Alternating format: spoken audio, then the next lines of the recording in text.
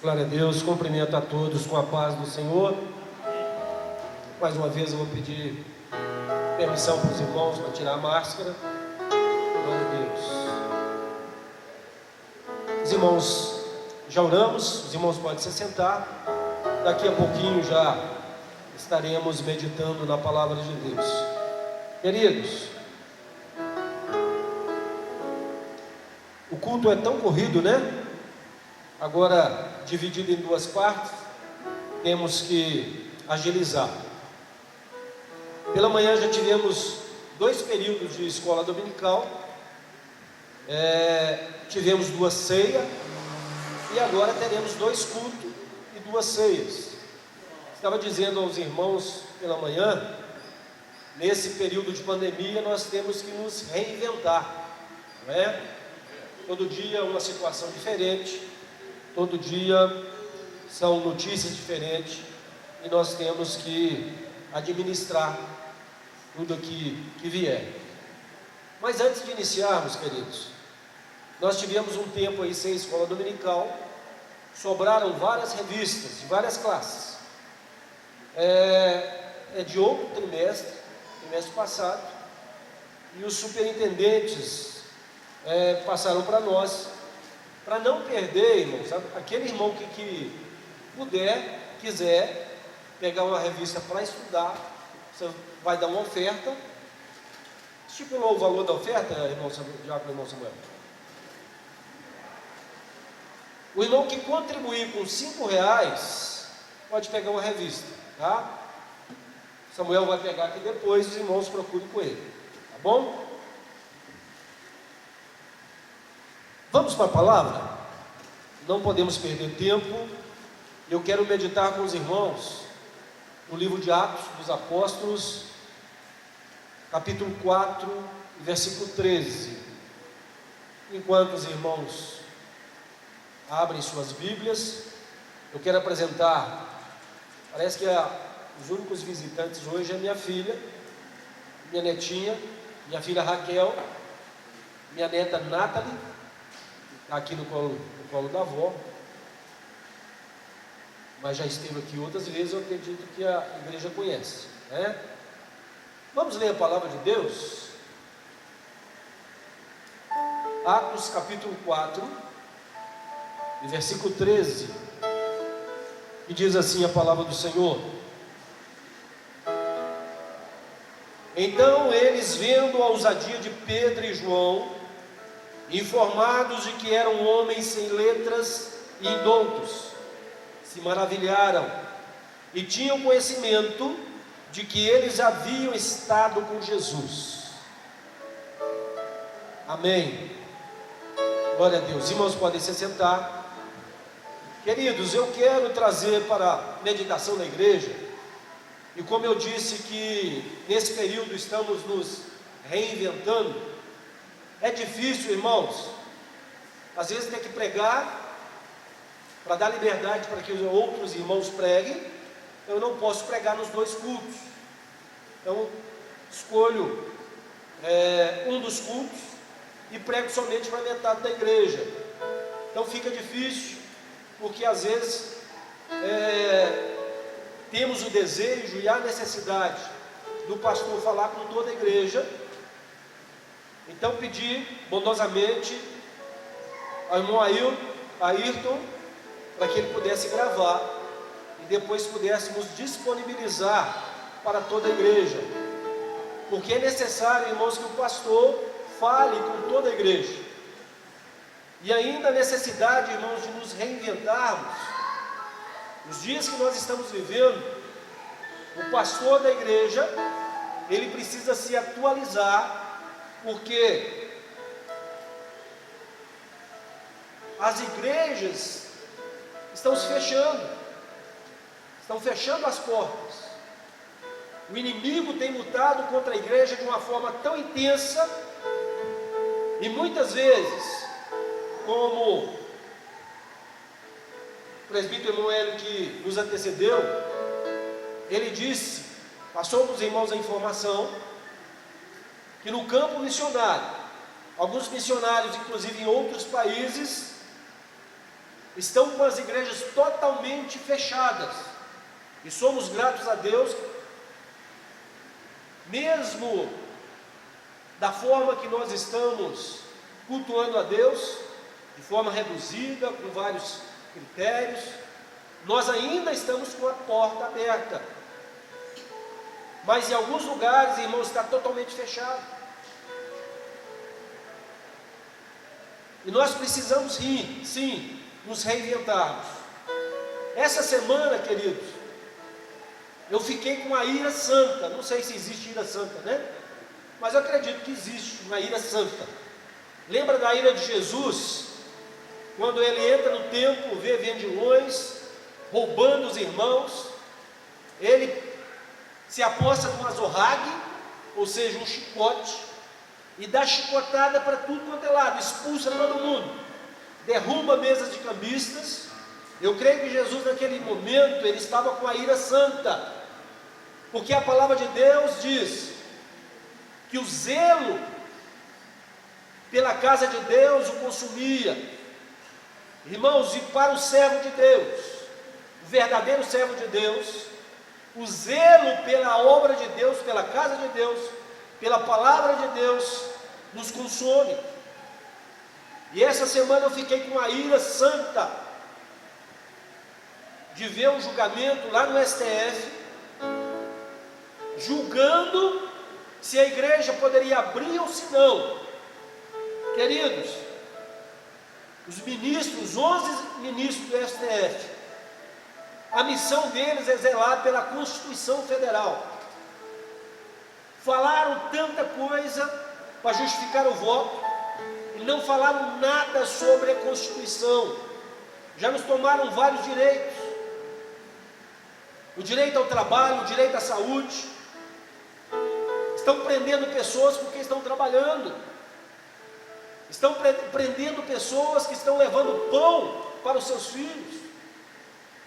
E agora tentam tirar o direito de cultuar a Deus, de adorarmos o nome do Senhor. Isso eu fiquei irado, queridos, porque com a desculpa de que é questão de saúde, tentam tirar o direito do povo de Deus de adorar o nosso Deus. Isso é um absurdo. Não falaram nada de Constituição. E o direito, o dever dos ministros é zelar pela Constituição. E essa votação, queridos, o culto, o direito ao trabalho, o direito de cultuar, de acordo com a Constituição Federal, é uma cláusula pétrea. Ou seja, o que é uma cláusula pétrea? É como se fosse uma pedra rija. Ninguém pode tirar esse direito. Ninguém, nem eles. E tem tentado tirar. Tem tentado impedir que o povo de Deus cultua ao nosso Deus. E o tempo não nos permite, mas eu quero voltar para a palavra de Deus, porque eu não quero falar aqui a respeito disso. Mas eu quero falar nesta noite, em rápidas palavras, a respeito de necessidades. Nós temos necessidades físicas, espirituais, tantas necessidades.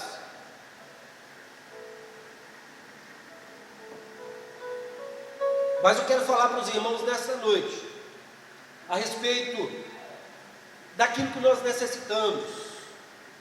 Nós temos necessidades físicas, sim, necessidade do alimento, do ar que respiramos, necessidade tantas fisicamente, necessidades que se não forem supridas, não temos vida. A necessidade do alimento, por exemplo, do ar que respiramos, são necessidades. Foi pregado aqui um dos pregadores aqui nos últimos domingos, falou sobre necessidades e anseios. Não me lembro quem falou sobre isso. Mas necessidade, irmãos, é algo básico. que nós precisamos para a vida. Anseios em segundo plano. Mas eu não quero falar aqui para os irmãos a respeito de necessidades físicas, mas eu quero falar a respeito das necessidades espirituais que cada um de nós possuímos. Eu disse que necessidade é diferente de anseio. Necessidades são básicas. Precisamos para sobreviver. E anseios é aquilo que desejamos e poderemos ter ou não. Necessidades espirituais, irmãos, são básicas, salutares, urgentes. Se não forem supridas, nós poderemos morrer espiritualmente. Nesse período que nós vivemos de pandemia, muitos estão abandonando a casa de Deus. Não precisa nem STF impedir que o povo reúna. Muitos estão abandonando a casa de Deus. Outro dia alguém me disse, eu até falei para os irmãos, mas olha, você está no grupo de risco, tem um problema respiratório. Se eu pegar, por exemplo, esse vírus, é muito arriscado. Mas eu disse, olha, quem não tem motivo para arriscar, não tem motivo para viver. A minha vida, irmãos, é servir ao Senhor. Isso é uma necessidade básica.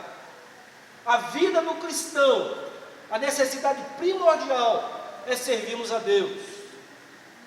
Mas alguém pode dizer, olha, mas não precisa ir para a igreja para servir a Deus, pode servir a Deus em casa. Ledo engano, irmãos. Pode observar a história da igreja. Sempre o povo de Deus esteve unido. A igreja é o corpo de Cristo. Ninguém nunca viu separar um membro do corpo. O membro que é separado do corpo, rapidinho ele morre. Se o membro separa do corpo, ele morre. Então nós temos necessidades espirituais.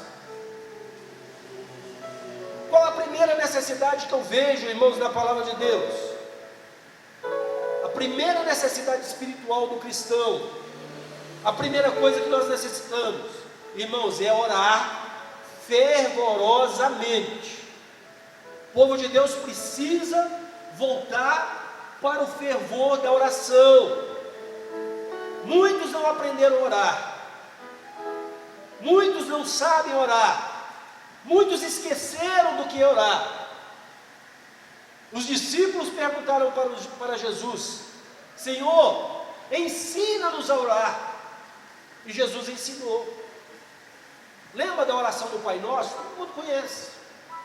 Naquela oração do Pai Nosso, irmãos, eu no passado, eu tinha aquilo, irmãos, como uma oração única. Chegava em casa cansado, depois do trabalho, depois da escola, começava a orar o Pai Nosso, quando começava a desabotoar a camisa. Quando terminava, eu já tinha terminado a oração, caía debaixo da coberta, já estava dormindo. Falava igual papagaio. Isso não é oração. Isso é repetição de palavras. Tiago capítulo 5, versículo 16 diz assim: confessai as vossas culpas uns aos outros e orai uns pelos outros, para que sareis. A oração feita por um justo pode muito em seus efeitos. A primeira coisa que nós precisamos aprender na oração é confessar as nossas culpas. Irmão, nós pecamos todo dia, todo momento. Nós ofendemos com palavras, nós erramos com as nossas palavras, nós erramos de diversas maneiras. E é necessário, irmãos, confessar as nossas culpas. Confessar as culpas aos outros refere-se a estarmos dispostos de admitir a culpa, se esse for o caso. E ninguém quer admitir que é culpado de nada. O ser humano é assim. Desde o primeiro pecado lá de Adão e Eva, lembra disso?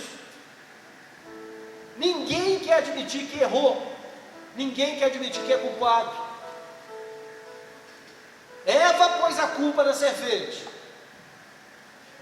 Adão pôs a culpa na mulher, e ninguém é culpado.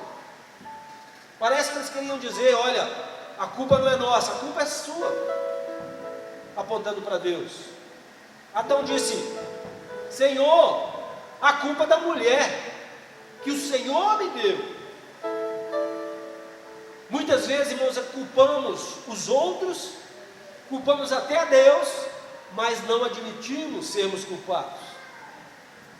E a verdadeira oração, irmãos, é confessarmos nossos erros, nossas culpas, nossos fracassos. Isso é necessário. E olha bem, no final do versículo 16, a oração feita por um justo, ela pode muito em seus efeitos. Isso quer dizer, queridos, que a oração ela possui poder. A oração é poderosa. Através da oração, não vamos falar de Jesus, que Ele é 100% Deus, 100% homem, mas vamos falar dos discípulos,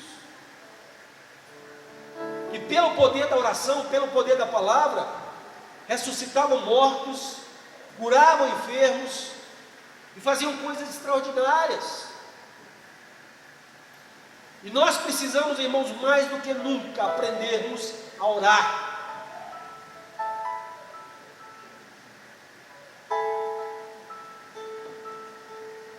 Nessa situação, sempre eu estou batendo na mesma tecla, sempre lembrando os irmãos, de 2 a Crônicas 7,14. O segredo para sairmos dessa situação de pandemia, sairmos da situação que o Brasil se encontra, em todos os sentidos, moralmente, espiritualmente, financeiramente. O mundo, irmãos, está um caos, e a culpa disso é nossa, da humanidade. Porque o pecado, irmãos, tem se alastrado de uma forma terrível. Nós temos que lembrar que Deus já fez coisas piores por causa do pecado. Lembra de Noé? Deus destruiu toda a humanidade com o dilúvio, salvando somente Noé e sua família. Lembra de Sodoma e Gomorra? Deus destruiu cidades inteiras por causa do pecado. E Ele prometeu bênçãos extraordinárias. Lê lá em Deuteronômio, no capítulo 28 até o 30, as promessas de Deus para o povo, para aqueles que forem fiéis e obedientes. E as promessas de castigo para os desobedientes. E a solução para sairmos dessa crise está em Crônicas, 2 Crônicas 7,14. O próprio Deus, Ele diz: se o meu povo, se o meu povo, que povo é esse, irmãos? O povo que se chama pelo meu nome, o povo de Deus. Na época ele estava falando para Israel. Hoje ele fala não somente para Israel, para a igreja do Senhor, que é uma mistura do povo de Israel com os gentios. A igreja do Senhor. Se o meu povo, que se chama pelo meu nome, se humilhar, nós temos que nos humilhar, reconhecer que nós erramos, pecamos, e orar, e me buscar, e se converter dos seus maus caminhos. Aí o que é que acontece? Então eu ouvirei virei do céu e sararei a sua terra. Nós temos necessidade, irmãos, de voltar à oração. Mas infelizmente, irmãos, nos nossos dias, perdeu-se o hábito da oração. Nós temos aqui oração na segunda, com o ciclo de oração. Oração na quarta com os obreiros. Oração na sexta com os adolescentes. Os pastores têm oração lá na sede, na quinta-feira pela manhã.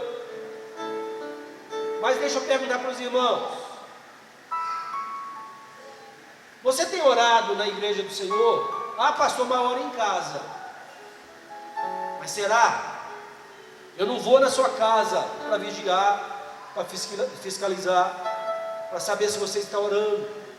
Mas tem uma coisa: o Espírito Santo, ele vai, ele sabe. Porque eu vim aqui na quarta-feira, muitos obreiros já justificaram comigo, amém? Muitos têm justificativa. Muitos estavam trabalhando, outros estavam viajando, outros estavam enfermos. Quem tem justificativa, o Senhor sabe. Mas muitas vezes, irmão, nós não viemos porque arrumamos desculpas. Mas para ir para o céu, para entrar no céu, irmão, não tem desculpa não. A oração é uma necessidade.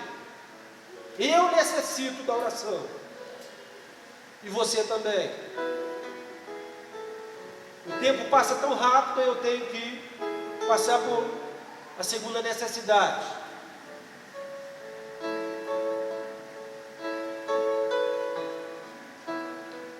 Queridos, nós necessitamos de coragem para mudar o mundo. Mas pastor, mudar o mundo? Sim. Irmãos, é uma necessidade de mudarmos o mundo. Ah, mas que é isso? Quem sou eu? Sou apenas uma formiguinha. Mas um dia, irmãos, eu estava vendo as formiguinhas trabalharem. Sentado ali, isso já tem muito tempo. Uma formiguinha, observei que ela carregava um peso várias vezes maior e mais pesado do que ela. E ela subiu numa pedra muito grande. E quando ela estava lá em cima, ela caiu de costas. E depois tentou de novo, até conseguir. A formiga, irmãos, ela trabalha em conjunto. Cada uma faz a sua parte. A igreja do Senhor, irmãos, tem a missão de mudar o mundo. É uma ordem que o Senhor Jesus nos deu. Não foi um pedido. Ele não chegou para o Marlos e disse: Marlos, por favor, faz isso. Se você quiser, você faz. Não, ele disse: ide. Ide a todo mundo e pregai a minha palavra a toda criatura. Aquele que crê será salvo, quem não crê será condenado. Isso é mudar o mundo, irmãos. O mundo jaz no maligno. O mundo está um caos. O país está mergulhado em idolatria, feitiçaria, egoísmo, corrupção, crise de caráter, crise espiritual. O mundo está um caos. Somente, irmãos, aqueles que têm o poder da oração, o poder da palavra, pode mudar o mundo. E muitos deixam só para o pastor a missão de pregar a palavra. Muitos deixam para o evangelista, para o presbítero, para o diácono, para o líder de departamento. Mas a missão é de cada um de nós. Se você foi chamado, você tem essa missão. Ah, pastor, mas eu não sei pregar, eu não sei falar, eu não sei fazer isso, não sei fazer aquilo.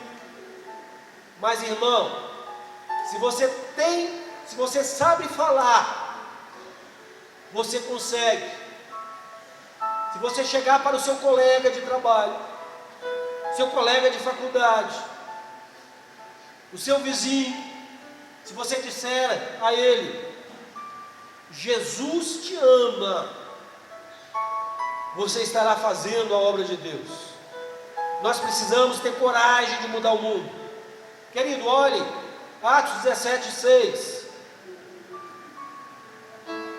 Atos 17:6.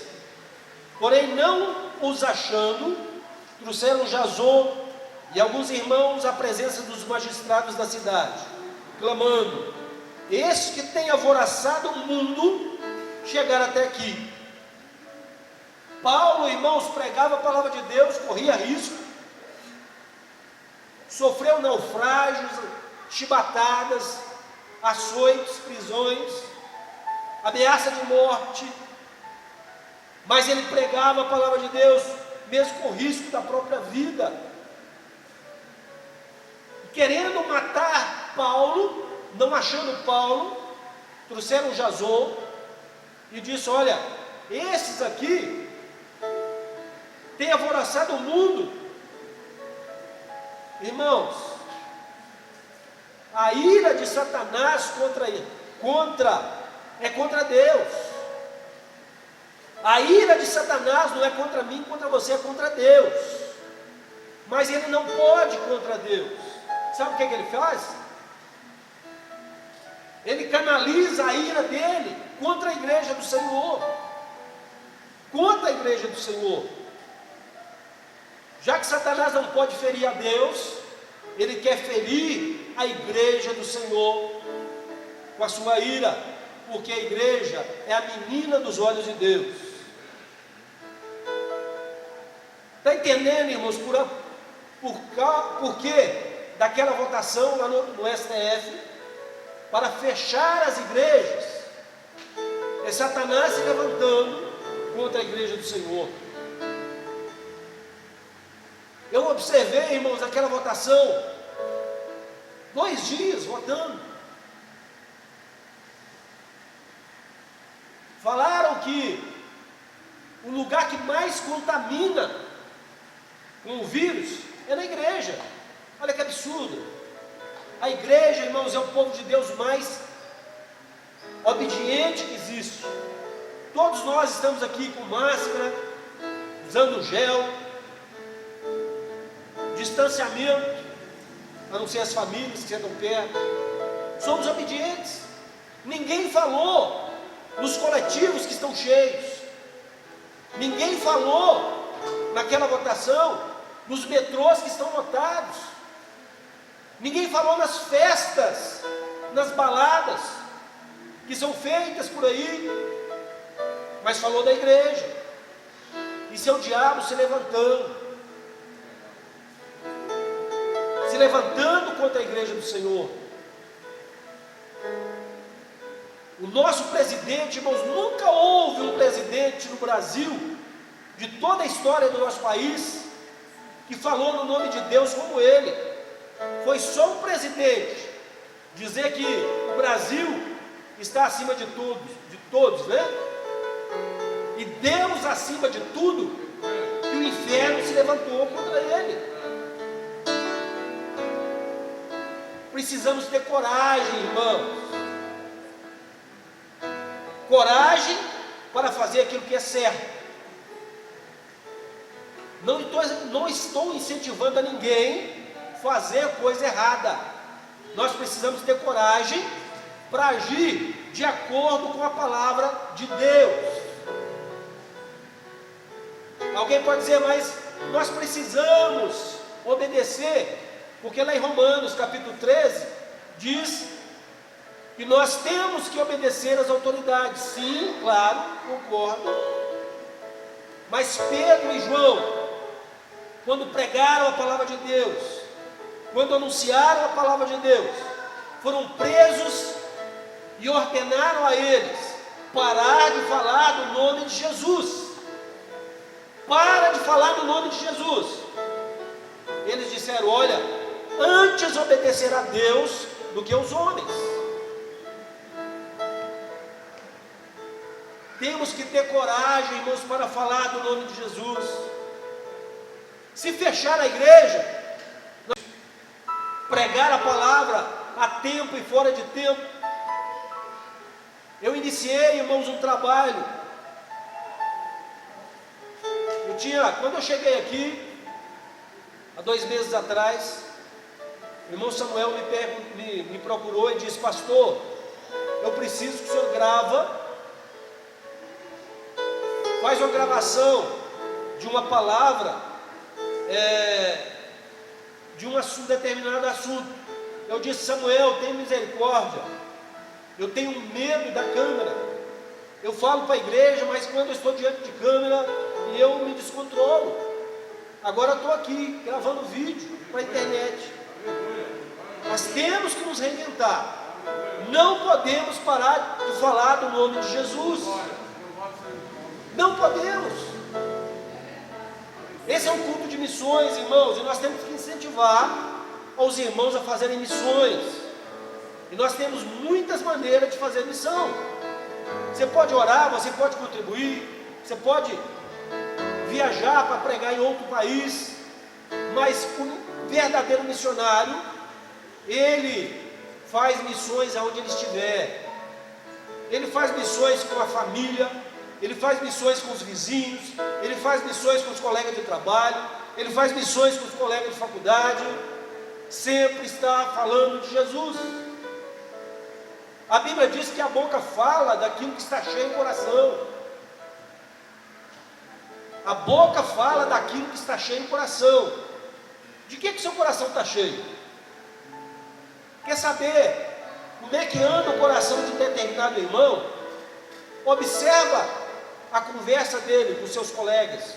Quando que ele está distraído, quando que ele está ali de boa. Ele está falando de quê? Tem alguns que quando está no meio dos colegas, descontraído, alguns falam de futebol, outros falam de mulheres, outros falam de política. Mas aquele que tem o coração ardendo com a palavra de Deus, aquele que está cheio do Espírito Santo, ele fala das coisas de Deus. A boca fala daquilo que está cheio no coração. Nós temos necessidade, irmãos, e a maior necessidade que nós temos é de ter comunhão com o Pai. Ter comunhão com o Pai. Nós precisamos sermos constrangidos com o amor de Deus. 2 Coríntios 5,14. Porque o amor de Cristo nos constrange, julgando nós assim que, se um morreu por todos, logo todos morreram. O amor de Cristo nos constrange. O amor de Cristo foi tão tremendo, tão grande, que o amor dele foi tão extraordinário, que ele fez o maior sacrifício de todas as eras. Ninguém fez o maior sacrifício do que ele. Muitas vezes, irmãos, sacrificamos o nosso dinheiro para ajudar alguém, para ajudar a obra de Deus. Sacrificamos o nosso tempo, sacrificamos o nosso trabalho para fazer alguma coisa para alguém. Mas o sacrifício de Jesus foi maior. O sacrifício dele foi doar a sua própria vida, por amor a mim, por amor a você. É por isso que eu digo que o amor de Cristo nos constrange. E agora, o que nós estamos fazendo por Ele? Ele fez muito por nós, mas o que eu e você estamos fazendo por Ele? O que estamos fazendo pela obra dEle? Você já pensou nisso? Eu acho interessante, irmãos, que todo fim de ano nós fazemos aquela retrospectiva. Finalzinho do ano, nós olhamos para o ano anterior e às vezes a maioria assim: ô Senhor, me perdoa pelas minhas falhas no ano que passou. Esse ano que está iniciando, eu quero fazer mais. E faz planos e projetos. E a gente observa E isso é uma verdade tão grande. Pode observar na escola dominical, por exemplo. Vamos pegar só a escola dominical como exemplo. Toda a escola dominical no início de ano, ela lota de crente que fez um compromisso. Aí vai passando um mês, 2 meses, meio do ano. Nós já estamos no mês 4, né? Mês de abril. Quando eu cheguei aqui, primeira escola dominical, e eu olhei para a igreja assim, lotada de alunos. Eu glorifiquei a Deus, mas eu pensei assim, vamos ver quantos domingos que continua dessa forma. Porque fevereiro, quando eu cheguei, é aquele compromisso que muitos fazem no fim do ano, e muitos lá no mês 4, mês 5, mês 6, vai diminuindo, vai esfriando. Mas, irmãos, vamos pensar um pouquinho. O amor de Cristo nos constrange. Ele fez muito por nós. Ele deu sua própria vida por nós. O que nós temos feito por Ele? Pensa nisso.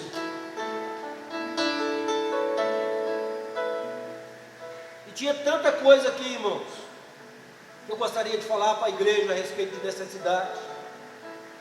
Nós temos muitas outras necessidades, mas o tempo não nos permite. O tempo está findando. Nós temos que participar da ceia do Senhor. Então nós vamos ficar por aqui. Mas eu gostaria de fazer um pedido para os irmãos. Queridos, eu fiz um propósito com Deus de pregar a palavra dele, não somente na igreja, mas também através da internet.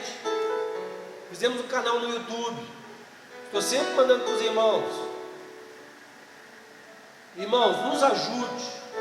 Além de ouvir, de ver, de assistir aquilo que nós falamos, divulga, se inscreva, porque olha bem, nós precisamos fazer mais para Deus, por gratidão. Não é para ser salvo, não é para ser salvo. A salvação é muito mais simples.